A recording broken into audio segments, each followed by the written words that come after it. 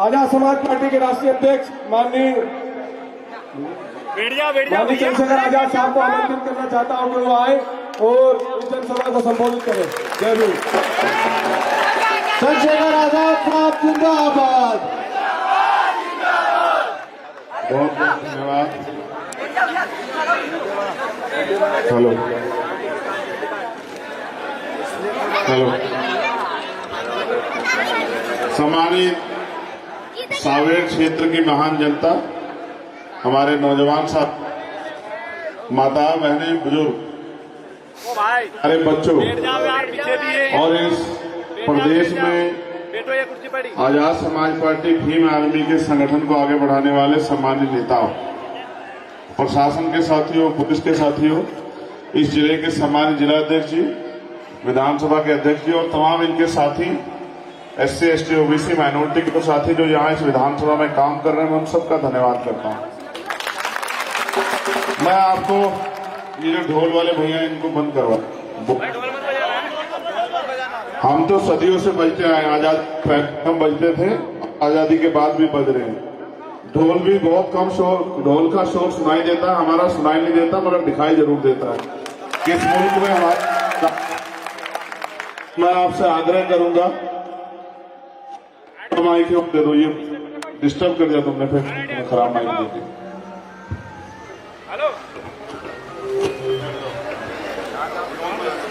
Hello, मेरे साथ समस्या ये है कि मेरी फ्लाइट है और क्योंकि आपकी पार्टी आजाद समाज पार्टी बहुत कमजोर जो है, आर्थिक रूप से कमजोर जो समाज है उनकी पार्टी है, ये समझिए कि गरीबों की पार्टी है। तो साधन यही है, गाड़ियां और ये तमाम तरह के छोटे छोटे साधन, मोटरसाइकिलें, जिनसे आपके बीच में पहुंचना पड़ता है। हम सुबह चले थे रात में ग्वालियर से, और ट्रेन के लेट होने की वजह से सुबह पहुंचे कहां पहुंचे, उज्जैन। उज्जैन से हम लोग गए घटिया, नागौद, जावरा, जावरा से महिदपुर, महिदपुर से फिर घटिया होते हुए और फिर आपके बीच में। तो कोशिश कर रहे हैं कि जो भी भाई हमारा लड़ रहा है उसकी मदद करें। लेकिन सावेर आने का मेरा एक अलग ही मतलब था। उसका कारण है कि सावेर में जो ये हमारा छोटा भाई, हमारा नेता, ये बहुत मजबूती से लड़ रहा है। जब कोई संघर्ष करता है, जब कोई संघर्ष करता है, उसकी मदद करने में ज्यादा मजा आता है।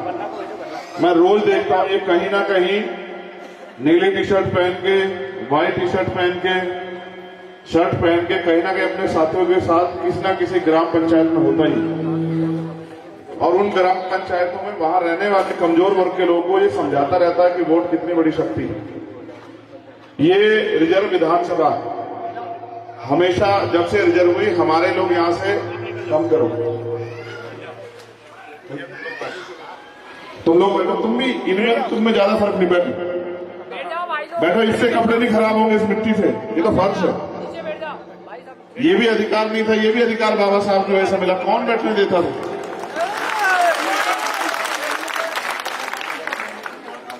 कौन सी गाड़ियां भाई, आप में से जो नौजवान गाड़ियां चला रहे थे फोर व्हीलर, वो गाड़ियां हटवा दो, मेरी फ्लाइट है, लेट हो जाएगा सब कुछ।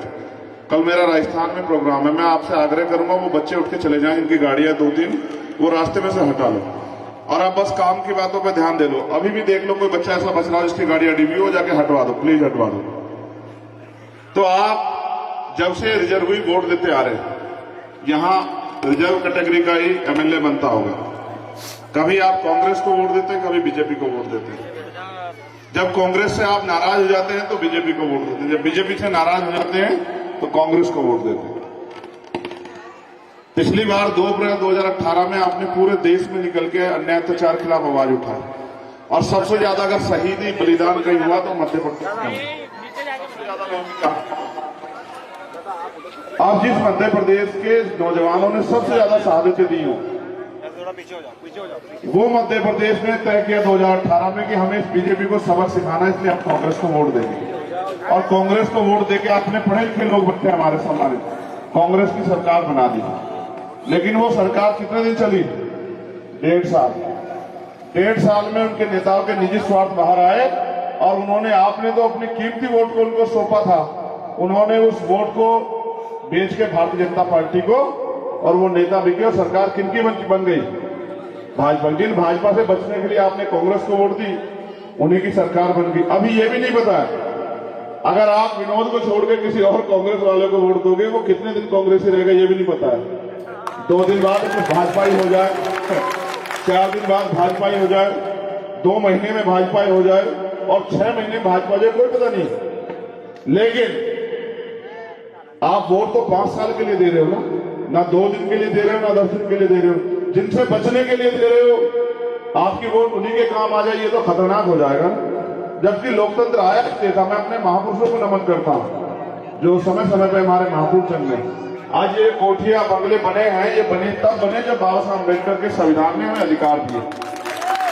मैं आपको बहुत ही गंभीरता से कह रहा हूं, अगर ये वोट का अधिकार आपसे चले जाए मेरे भाइयों बहनों, आपकी गली में पैर रखने नहीं आएगा कोई। अगर आ जाए ना तो मुझे बता देना। अगर ये वोट का अधिकार चला जाए, आपका पेट भूखा रहे, आपके तन पे अच्छे कपड़े हो या ना हो, आपको अच्छा पानी मिले ना मिले, आपके सर पे छत होना, इससे किसी को कोई फर्क नहीं पड़ता है। अगर पड़ता तो वो आपके दुख सुख को खत्म कर देता। आजाद हुए 70 साल से ज्यादा हो गए, लोकतंत्र आए हुए 70 साल के करीब हो गए। क्या बदला है? बदला ये है कि ये जो मकान आपने बना के खड़े किए हैं, ये मकान आपने अपनी मेहनत से बनाया, और 70 साल बाद के बाद सरकारें कहने लगी कि भाई हम पक्के मकान देंगे। जब 12 फरवरी को हमने भोपाल में आंदोलन किया, आप लोग आए थे बहुत बड़ी संख्या में। उस दिन एक साथी की शहीदगी हुई वापस जाते हुए, किशन लाल बागड़ी। जब मैं उनके घर गया, उनका मकान कच्चा है, 5 फीट का मकान, उसी में परिवार रहता है। सर अड़ जाता, जब मैं गया तो सर अड़ गया। हमने कहा भाई हम यहाँ का डाटा इकट्ठा करेंगे। आपको जान के बड़ा अचरज होगा, 2 लाख से ज्यादा कच्चे मकान है मध्य प्रदेश में। कितने मकान है? 2 लाख से ज्यादा।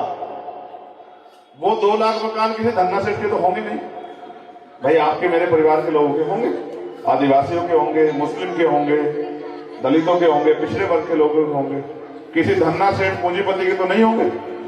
तो वो 2 लाख लोगों की तरफ क्यों नहीं सरकार की निगाह गई? इससे यह स्पष्ट हो जाता है कि आप भूखे रहो, आप आंधी में रहो, तूफान में रहो, गंदा पानी पियो, गंदा भोजन खाओ, किसी को फर्क नहीं पड़ता। आपके कपड़े फटे हुए हों, आप पे जूते हो ना हो। मैं तो गरीब परिवार में जन्मा, मैं तो समझता हूं। अमीरों के यहाँ तो अगर एक हफ्ते में 7 दिन है, हफ्ते में, सप्ताह में तो 7 ही तरह के जोड़े पहनते हैं। और मैं लिख के देता हूं, यहाँ बैठे 90% लोग ऐसे हैं, एक जैकेट में पूरी सर्दी निकालते हैं। मैं इससे शर्त लगा लो, जितने लोग यहाँ बैठे पूरी एक जैकेट में पूरी सर्दी निकाल देते हैं। हम उनकी संतानें हैं।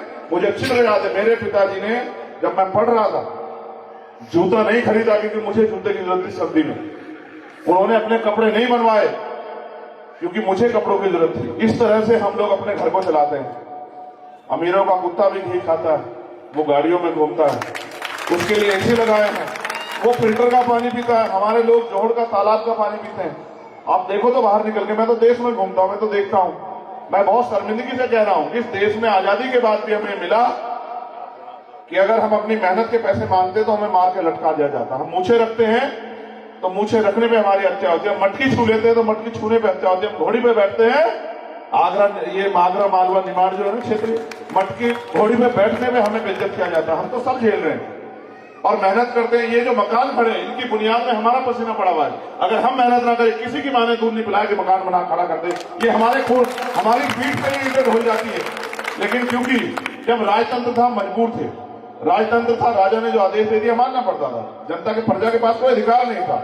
लेकिन फिर लोकतंत्र आया, आसानी से नहीं आया। बाबा साहब के 4 बच्चों की कुर्बानी हुई, तब आया लोकतंत्र। और बाबा साहब ने वोट के अधिकार के साथ ये कहा कि आज मैंने रानी का पेट चीर दिया, आज के बाद राजा बैलेट बॉक्स से तैयार होगा। उन्होंने वोट की शक्ति आपके हाथ में दे दी, और संख्या इस देश में आपकी ज्यादा है। उनको विश्वास था कि आने वाले कुछ दिनों में पढ़ लिख के आप अपनी वोट की ताकत समझ जाओगे, और अपनी वोट की ताकत के जरिए अपनी सत्ता बनाओगे। सत्ता में बैठ के अपनी सारी समस्याओं का हल कर दोगे। मेरे लोगों, मेरी बात पे गौर करो, सुनो, मुझे बताओ, क्या शिवराज सिंह चौहान जी के परिवार के किसी व्यक्ति को हाथ फैलाना पड़ता है? दिग्विजय सिंह जी के परिवार किसी व्यक्ति को, कमलनाथ जी के परिवार किसी व्यक्ति को? तो भाई वोट आपका है, राज उनका है, वो लोग मौज काट रहे हो और आप लोग क्या कर रहे हो? आप लोग तमाम तरह की मुसीबतें सह रहे हो और सहते रहोगे जब तक आप अपनी वोट को ऐसे निकम्मे छूटे बेईमान लोगों को छोड़ के अपने लोगों को नहीं दोगे तो आप सहते रहोगे। ये विनोद आपके परिवार का है, आपसे दूर का नहीं है। आप जानते हो किसी धन्ना सेठ का बेटा तो नहीं है, किसी पूंजीपति उद्योगपति का बेटा तो नहीं है, और 24 घंटे 7 दिन आपकी सेवा में। आप प्रत्याशियों का बायोडाटा निकलवा लो। अगर विनोद से बेहतर मिल जाए तो मैं जमात देके कह रहा हूं आपको कि मत देना विनोद को वोट। और अगर विनोद से सारे विनोद से 50 मिले तो फिर सारी वोट इसको देना कि ये आगे बढ़ जाए। और समझते हो सत्ता में क्या होता है? अगर विनोद विधानसभा चला गया, अभी मैं आया धूल फाकता रहा, ये सर पे इसलिए बांधा कि वो धूल मिट्टी अभी आंखों में भी घुस गई, पानी चल रहा है। कब बदलोगे अपनी जिंदगी? और कौन बदलेगा तुम्हारी जिंदगी? तुमसे मतलब ही किसे? तुम सड़क पे मर के पड़ जाओ बराबर वाला में, जो पैसे वाला व्यक्ति बराबर से गाड़ी लेके निकल जाएगा, देखेगा नहीं तुम्हारी तरफ। नहीं है वो तजुर्बा तो 2-4 दिन में देख लेना सड़क पर जाओ। कितने लोग मरे पड़े रहते, देखता है कौन लटके? नहीं देखता ना। क्यों नहीं देखता? क्या इंसान की कीमत नहीं है? नहीं है कीमत, लेकिन वहां सड़कों पे गरीब लोग मरते हैं। देखो मैं जानता हूं गरीब की राह में 100 मुसीबतें हैं। जब ये आगे बढ़ेगा ना, हमारे बीच के लोगों को खरीदा जाएगा, हमारे बीच के लोगों को तोड़ा जाएगा, इसके खिलाफ षड्यंत्र होंगे। कहीं मुझे काले झंडे दिखाए जाएंगे, कहीं इसको काले झंडे दिखाए जाएंगे। आज कह रहा हूं सुन लेना, हमारे लोगों को हमारे सामने खड़ा है। उनका अंतिम लक्ष्य क्या है?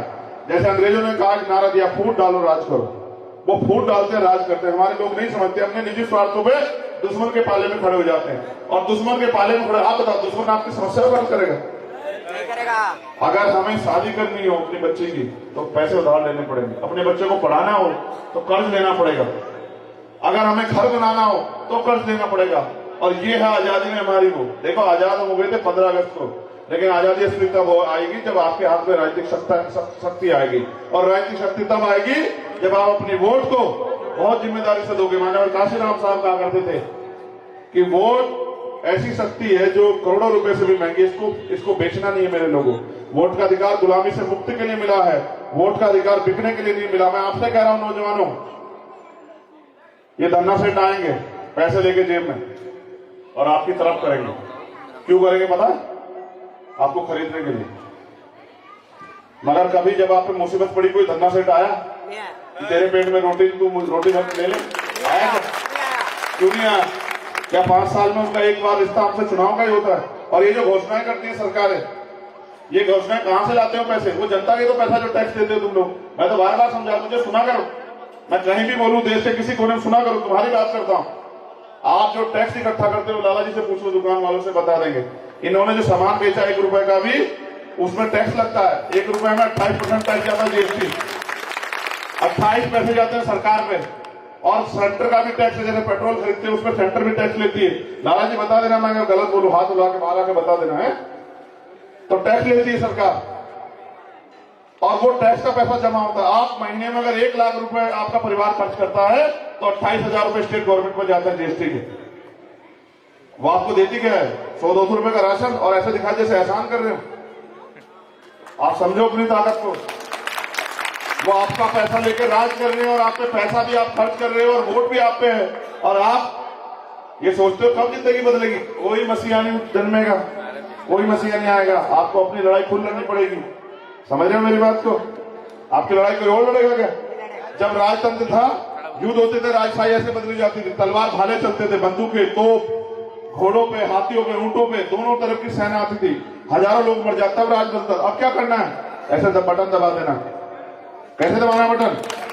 बस हो गया काम।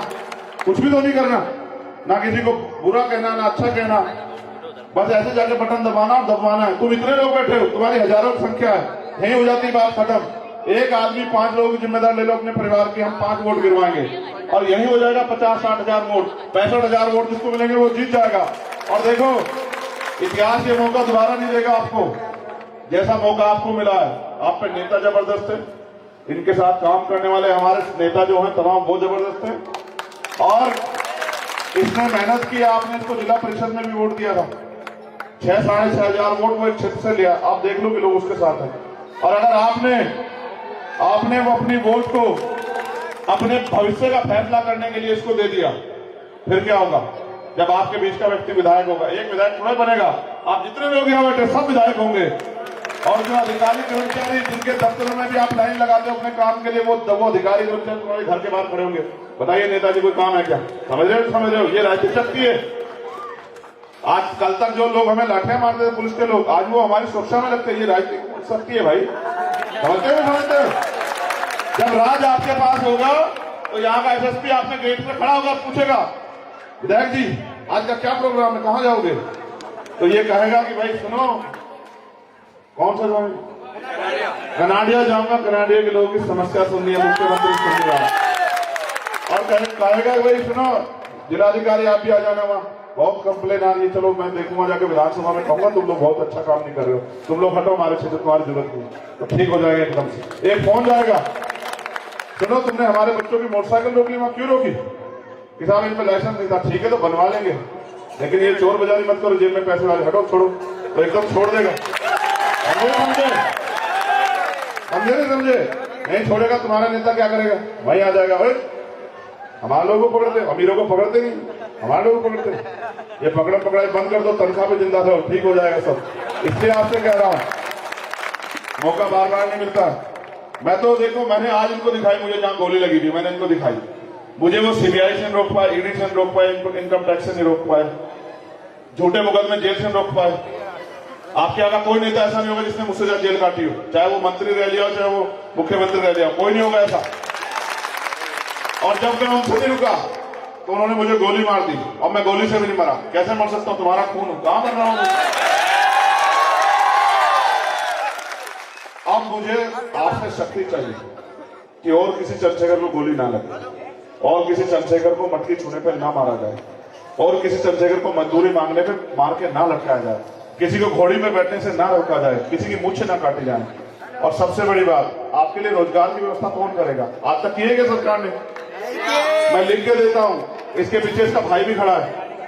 6 महीने में यहाँ जो है ना बढ़िया फैक्ट्रियां लगवा के आपको रोजगार देंगे, आपको यहाँ से बाहर नहीं जाने देंगे। याद रखना मेरी बात को, विधानसभा प्रोजेक्ट बनवा के लाएंगे, 2-3 बड़ी कंपनियां लगवाएंगे, बहुत जमीन पड़ी है यहाँ, मैं देखता आया हूँ।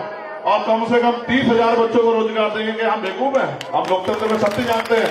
हमारी माओ बहनों को घर पे देंगे रोजगार। क्या देते? 12,500 रुपए, 12,500 रुपए का रोजगार देंगे कुटुंब उद्योग लगवा के। क्या हम जानते नहीं है? हमने सरकारें देखी, हमें नहीं पता। सुनो कितना बजट है मध्य प्रदेश का? इनके याद में नहीं होगा, 3 लाख से ज्यादा बजट है आपके यहाँ।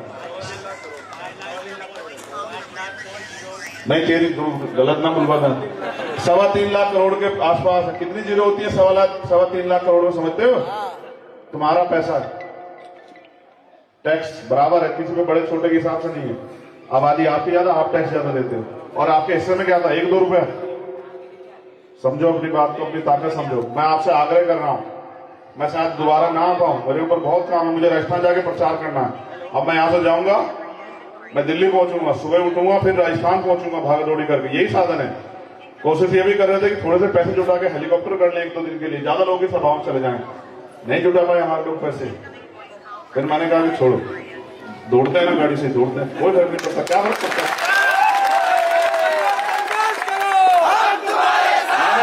नहीं ये गलत, ये नारा ही गलत लगा रहा है। अगर देखो आप संघर्ष मैं कर रहा हूं, आप मेरे साथ हो, बहुत अच्छी बात। अगर आप साथ हो, संघर्ष करना पड़ेगा, राज करेंगे फिर तो। जब आप मेरे साथ हो, मेरा परिवार मेरे साथ है, तो क्या फिर हमें किसानों को, कमजोरों को, व्यापारियों को, किसी की क्या आगे हाथ फैलाना पड़ेगा क्या? आखिरी मिनट में सुनो, नारा ही गलत लगाते हो। अब मैं तुम्हें नारा बता रहा हूं यहाँ के लिए, सावेर के लिए। अध्यक्ष जी तुम भी सुन लो, पूर्व वाले। मैं